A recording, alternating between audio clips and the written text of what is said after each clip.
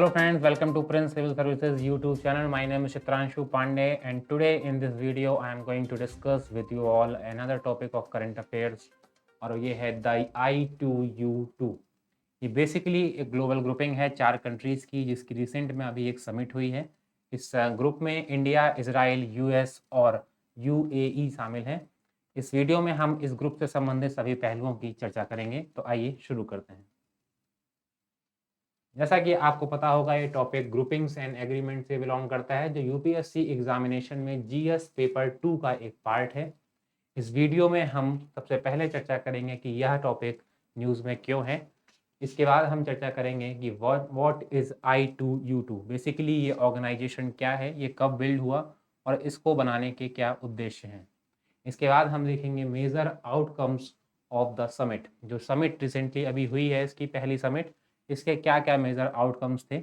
और लास्ट में हम डिस्कस करेंगे इंडिया का पर्सपेक्टिव कि इंडिया एंड I2U2 इसके क्या पॉजिटिव्स रहे इंडिया के लिए, या क्या पॉजिटिव्स हो सकते हैं और क्या निगेटिव्स रहे, क्या क्या इंडिया को इससे फ्यूचर में नुकसान हो सकते हैं या क्या क्या चीज़ों को और सुधारने की आवश्यकता है। तो बहुत कुछ है डिस्कस करने के लिए, चलिए शुरू करते हैं। वाई इन न्यूज़, तो रिसेंटली जैसा मैंने आपको बताया एक समिट हुई है I2U2 की। ये बेसिकली एक ऑर्गेनाइजेशन है जिसमें India, Israel, United Arab Emirates और यूएस, ये 4 कंट्रीज इन्वॉल्व हैं। इन 4 कंट्रीज ने मिलकर एक ऑर्गेनाइजेशन, एक ग्लोबल ग्रुप बनाया है जिसका नाम है I2U2। I2U2 को अगर आप सही से देखेंगे तो I2U2 यानी I 2 टाइम्स है, इसमें इंडिया और इजराइल है, U2 यूएसए एंड यूएई। इनकी एक समिट हुई है रिसेंटली जुलाई 14 2022 जुलाई 14 को इनकी एक समिट हुई है। ये पहली समिट थी इस ऑर्गेनाइजेशन की। इस समिट को अटेंड किया है इन 4 लोगों ने, जो कि हैं prime minister of India Narendra Modi, इसके बाद इजराइल के प्राइम मिनिस्टर जो अभी फ़िलहाल केयर टेकर बने हुए हैं, उनका नाम है यार लैपिड, इसके बाद मोहम्मद बिन जायद अल नहयान, ये हैं प्रेसिडेंट ऑफ यूएई, और इसके बाद हैं जोसेफ आर बाइडन या जो बाइडन, जो प्रेसिडेंट हैं यूनाइटेड स्टेट्स ऑफ अमेरिका के। ये समिट होस्ट की गई इजराइल द्वारा। जब पहली बार जो बाइडन वेस्ट एशिया की विजिट पर थे तब उन्होंने इस समिट को अटेंड किया है, जो बेसिकली एक वर्चुअल समिट थी लेकिन इसे इजराइल द्वारा होस्ट किया गया। तो ये रिसेंट डेवलपमेंट इस पहली समिट में हुए। इसके बाद हम देखते हैं कि व्हाट इज़ I2U2, ये एक्चुअली में ये ग्लोबल ग्रुप क्या करता है और ये कैसे बना। So I2U2 is the new grouping formed by 4 nations, as I told you, India, Israel, UAE and US. On September 2020, basically 2020 सितंबर में एक अकॉर्ड साइन हुआ, एक एग्रीमेंट साइन हुआ जिसे बोला गया अब्राहम अकॉर्ड्स। ये अकॉर्ड था to normalise the situation between Israel and Arab Gulf countries. Basically जैसे आपको पता होगा वेस्ट एशिया में इजराइल और अरब कंट्रीज़ के बीच लगातार विवाद होता रहता है, उन दोनों ने, इजराइल एज अ नेशन और Arab countries as a group. तो इस विवाद को शांत करने के लिए सितंबर 2020 में एक एग्रीमेंट साइन हुआ जिसमें इजराइल, यूएई और बहरीन, इन तीनों ने सबसे पहले सिग्नेचर किए और उन्होंने साइन किया अब्राहम अकॉर्ड को। इस अकॉर्ड के बाद बेसिकली इसका जो उद्देश्य था वो ये था कि यूएई और इजराइल के बीच संबंध ठीक हो गए, और इन दोनों कंट्रीज़ में किसी एक कंट्री के साथ अगर कोई कंट्री पार्टिसिपेट करती है in terms of trading and anything, कुछ शेयर करती है, तो अदर नेशन उसको के साथ उस कंट्री के रिलेशन खराब नहीं होंगे। तो it was made during the meeting of foreign ministers of 4 countries.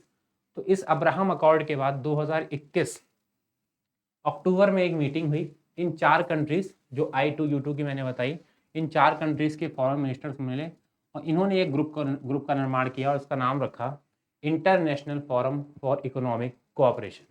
तो बेसिकली I2U2 नाम अभी दिया गया है, इससे पहले इसको जाना जाता था international forum for economic cooperation. इसके बाद इसको अभी रिसेंट एक समिट हुई जुलाई में पहली, और तब नाम दिया गया I2U2 यूएसए द्वारा। It is focused on expanding economic and political cooperation in the Middle East and Asia.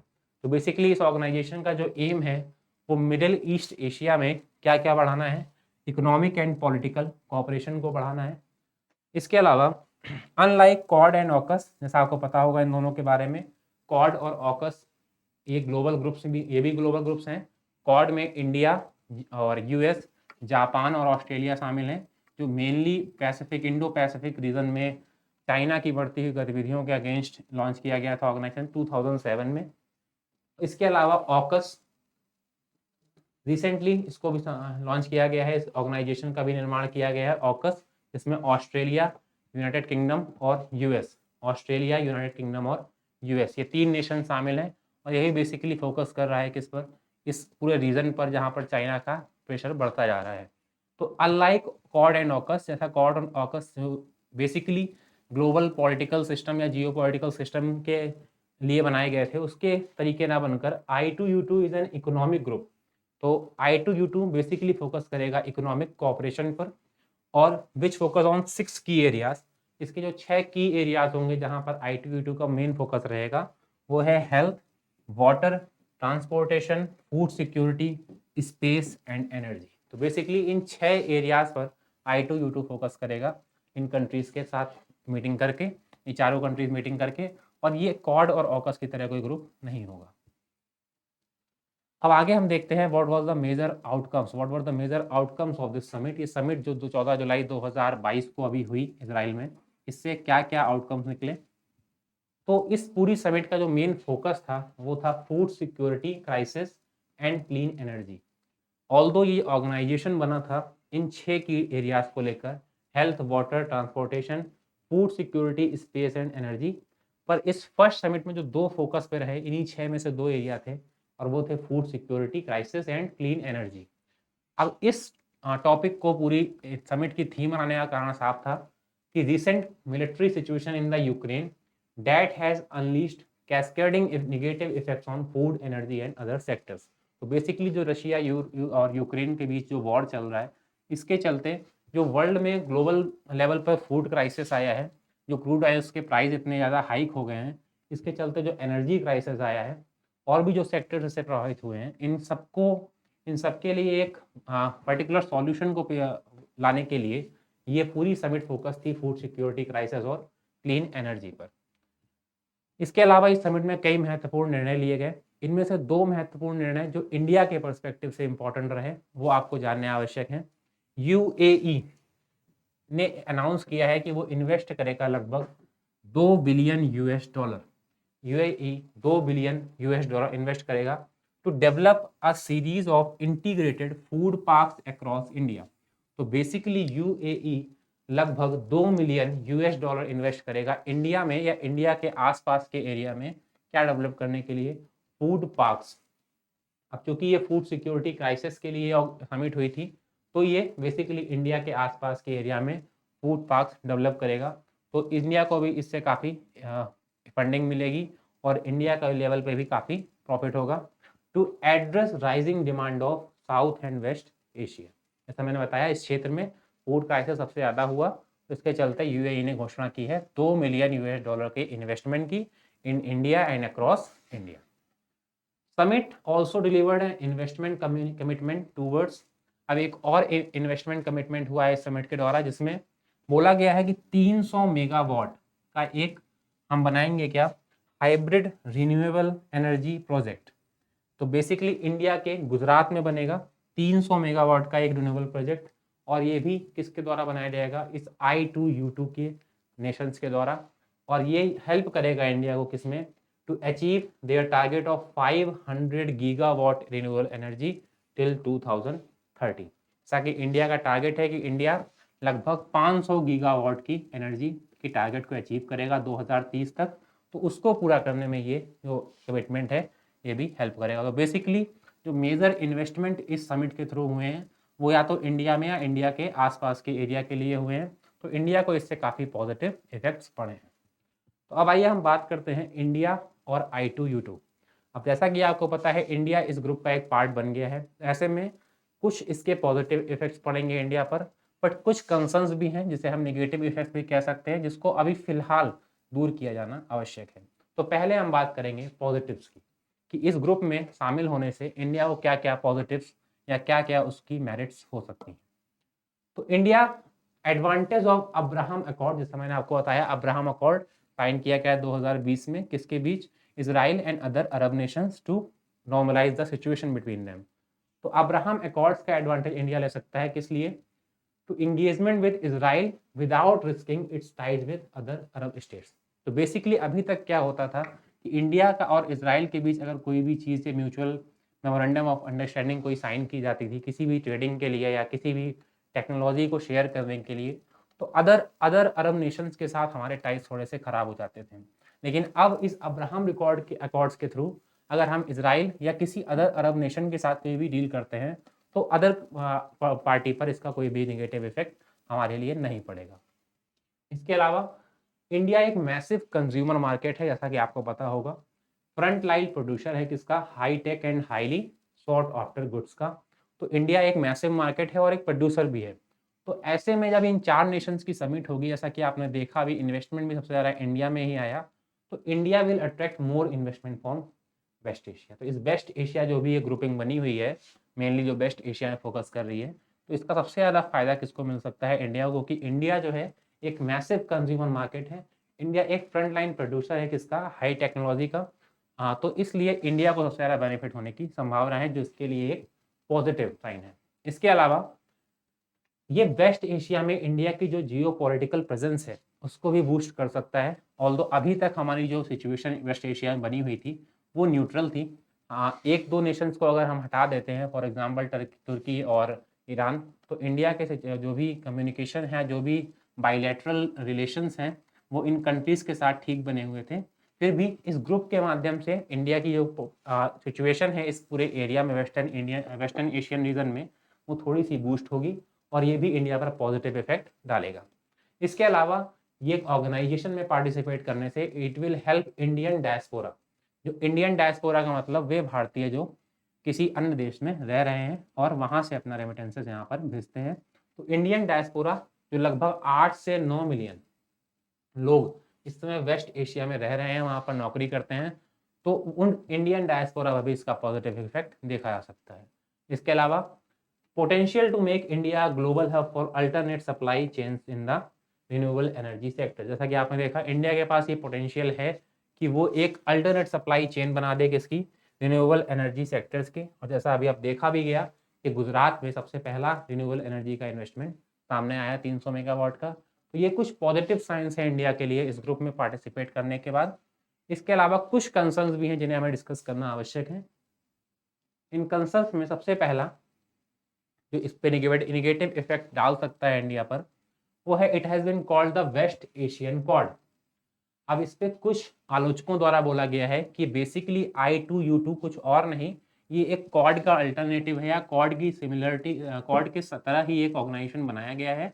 इसका अल्टीमेट एम ये है कि यूएस अभी तक क्वाड के थ्रू जिस इंडो पैसिफिक एरिया पर अपनी डोमिनेंस को बढ़ा रहा था या चाइना की डोमिनेंस को काउंटर कर रहा था, ठीक उसी प्रकार से इस वेस्ट एशियन रीजन में भी यूएस ने इस ग्रुप को बना करके क्या किया है? अपनी डोमिनेंस को बढ़ाने का प्रयास किया और इंडिया इसमें फिर से एक बार फंस गया है क्वाड की तरह।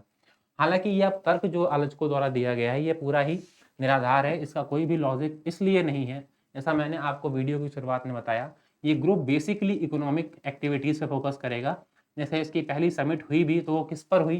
फूड क्राइसिस और एनर्जी क्राइसिस पर। तो ये एक जियो पॉलिटिकल लेवल पर बनाया गया ऑर्गेनाइजेशन नहीं है। ऐसे में इसे वेस्ट एशियन क्वाड कहना तो गलत होगा। फिर भी कुछ समय के लिए इससे कुछ निगेटिव इम्पैक्ट्स इंडिया पर देखे जा सकते हैं, जैसा कि आज चाइना या इसको वेस्ट क्वाड, चाइना ने इसे वेस्ट एशियन क्वाड बोला है कि ये क्वाड की तरह ही यूएस और इंडिया का एक पैक्ट है जो वेस्ट एशियन रीजन पे डोमिनेट करने का प्रयास है।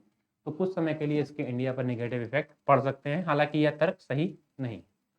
Other states in the region are still reluctant mainly to maintain friendly bilateral relation with Israel. तो बेसिकली इजराइल, यूएई और बहरीन के बीच ये अब्राहम अकॉर्ड साइन हुआ, लेकिन जो अदर नेशंस अभी वहाँ पर इजराइल के अगेंस्ट हैं, फॉर एग्जांपल ईरान और इराक, मेनली ये दो नेशन जो इजराइल के अगेंस्ट हैं। ऐसे में अगर हम इजराइल के साथ ये अपने बायलैटरल रिलेशंस को और मजबूत करते हैं या ट्रेडिंग करते हैं या कुछ और भी मेमोरेंडम ऑफ अंडरस्टैंडिंग टाइप कुछ साइन करते हैं, तो डेफिनेटली ये हमारे रिलेशंस ईरान और इराक जैसी कंट्रीज़ के साथ ख़राब करेगा, क्योंकि ये अभी भी इजराइल के साथ इतने फ्रेंडली नहीं हो पाए हैं after the Abraham accord as well. तो ये एक निगेटिव इम्पैक्ट हो सकता है। इसके अलावा the Israel Palestine conflict is still a major area of concern. जैसा आपको पता होगा, इजराइल फिलिस्तीन विवाद कि फिलिस्तीन में लगातार ह्यूमन राइट्स का वायलेशन हो रहा है इजराइल द्वारा। ये विवाद पूरे वर्ल्ड में फैला हुआ है, सब लोग उसके बारे में परिचित हैं। ऐसे में इंडिया और इजराइल के रिलेशन जब इस ग्रुप के थ्रू बढ़ेंगे तो एक बार फिर से फ़लस्तीन के लिए जो भी इंडिया की अप्रोच है वो निगेटिव बनेगी, और इसके चलते ये रिलेशन इंडिया और फ़लस्तीन और कुछ ऐसी कंट्रीज़ जो फ़लस्तीन को सपोर्ट कर रही हैं उनके साथ इंडिया के रिलेशन को ख़राब हो सकते हैं। इसके अलावा द शिया सुन्नी इफेक्ट, जैसे यूएई और ईरान, ये दो कंट्रीज़ बेसिकली शिया सुन्नी अदर कंट्रीज़ हैं, उनके चलते दोनों हमेशा एक दूसरे के विरोध में रहते हैं। ऐसे में अगर हम यूएई के साथ अपने रिलेशन को मजबूत करते हैं इस ग्रुप के थ्रू, तो डेफिनेटली ईरान के साथ इसका निगेटिव इम्पैक्ट पड़ सकता है। प्रेजेंस ऑफ चाइना इस वेस्ट एशियन रीजन में, जो चाइना की प्रेजेंस है वो अफ्रीका या एशिया रीजन की तरह ही बढ़ती जा रही है लगातार। जैसा कि आपको एक न्यूज़ मिली भी होगी, इसराइल में एक हाइफा पोर्ट है जिसे चाइना डेवलप कर रहा है, लगातार एक्सपेंड कर रहा है। तो ऐसे में चाइना की प्रेजेंस इस पूरे रीजन में ऑलरेडी बनी हुई है, और इंडिया जब I2U2 के थ्रू इस रीजन में अपनी पहुंच को बढ़ाएगा तो स्वाभाविक है कि इंडिया और चाइना के हित आपस में टकराएंगे, और एक बार फिर से इंडिया चाइना जो टेंशन है वो थोड़ी समय के लिए बढ़ सकती है। Other than that might lead to the creation of two groups. अब जैसे कि सबसे पहले शार्क या बिम्स्टेक बनाया गया था, तो इसके बाद जब इंडिया ने अपने नेबर कंट्रीज के साथ शार्क बनाया तो और बिम्स्टेक बनाया, तो इसी के अल्टरनेटिव में चाइना ने भी एक ऑर्गेनाइजेशन बनाया, उसका नाम रखा SCO। हालांकि बाद में इंडिया को इसका पार्ट बना लिया गया था। तो ऐसे ही अगर I2U2 बनता है वेस्ट एशियन रीजन में इंडिया के द्वारा, तो स्वाभाविक है चाइना भी कुछ अदर कंट्रीज़ का सपोर्ट लेकर ऐसा कोई ग्रुप बना सकता है। तो ऐसे में ग्लोबल लेवल पर टेंशन बढ़ सकती है। और ऐसा आपको पता होगा, चाइना, पाकिस्तान, रशिया, ईरान और तुर्की, ये कुछ ऐसी कंट्रीज़ हैं जो इंडिया के सपोर्ट में फ़िलहाल नहीं है। और ये ऐसी कंट्रीज़, रशिया, अब चूँकि यहाँ पर इस ग्रुप में US है तो रशिया इस ग्रुप के अगेंस्ट ही रहेगा। और इसके अलावा ईरान और तुर्की के बारे में मैंने आपको बताया था, पाकिस्तान के बारे में आपको पता है। तो ये नेशंस आपस में मिलकर हो सकता है कि I2U2 की तरह एक अल्टरनेटिव ऑर्गेनाइजेशन का निर्माण कर ले। इसके अलावा Iran versus US situation, recently जो ईरान के अगेंस्ट US ने सैंक्शंस लगाए हैं, ये सारी चीज़ों को अगर आप एक तराजू पर रखते हैं तो आपको मालूम चलेगा कि ईरान और US की बढ़ती टेंशन के चलते इस ग्रुप का हमेशा से अगेंस्ट रहा है ईरान। और ऐसे में इंडिया ईरान रिलेशंस जो है वो ऑलरेडी जो नेगेटिव चल रहे हैं वो और भी नेगेटिव हो सकते हैं। तो ये कुछ नेगेटिव इम्पैक्ट्स हैं जो पड़ सकते हैं इंडिया के ऊपर, जिसको अभी सॉल्व किया जाना बाकी है। तो इस वीडियो में मैंने आपको बताया किस प्रकार I2U2 का निर्माण हुआ, इसके निर्माण के क्या क्या उद्देश्य थे, अभी इंडिया को इस दिशा में क्या क्या और किया जाना आवश्यक है। इस वीडियो में फिलहाल इतना ही। अगर वीडियो आपको अच्छा लगा हो तो वीडियो को लाइक कीजिए और चैनल को सब्सक्राइब कीजिए। धन्यवाद।